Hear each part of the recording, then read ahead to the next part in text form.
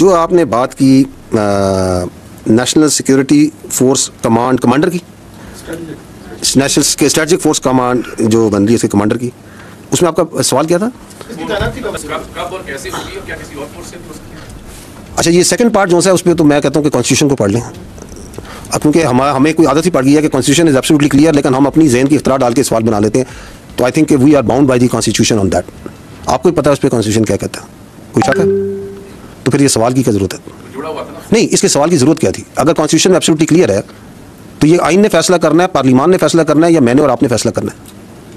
What is the need? Because that is a classic example where you try to create a narrative where there is no narrative. By putting out such questions, you are actually trying to deliberately put a notion which जो आपका आइन के अंदर जिसकी गुंजाइश ही नहीं है। तो what is the need of this question? ताकि ये वजाहत आ जाए। किस चीज़ की वजाहत चाहिए आपको? आइन की वजाहत चाहिए? आप उसकी प्लेन इंग्लिश नहीं पढ़ सकते? उसमें क्या लिखा हुआ है? किस चीज़ की वजाहत आप मांग रहे हैं? I am a legal jurist, मैं कोई कॉन्स्टिट्यूशनल एक्सपर्ट हूँ कि मैं आपको उसकी वजाहत दूंगा? So this is again how the narratives are made. उसकी मैंने आपको मिसाल भी दी है, एंड दैट्स वाई जो राणा साहब ने सवाल किया, मैं कहता हूँ आप लोग अपनी इतनी फैकल्टीज और एनर्जीज को कोई कंस्ट्रक्टिव काम पे लगाएं मेरे भाई। पूरा दिन फौज के बारे में अपनी ऑब्सेशन से बाहर निकलें कि इधर ये होगा, वो होगा, ये होगा, क्योंकि आपके चारों सवाल कौन से हैं? वो फौज की अंदरूनी मामलात के बारे में।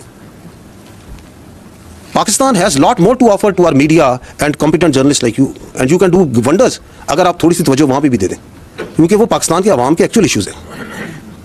Let not army be discussed कि शाम को 7 बजे से लेकर 8 बजे तक, 9 बजे तक, 10-11 बजे तक फौज और फौज के मामला डिस्कस करते हैं।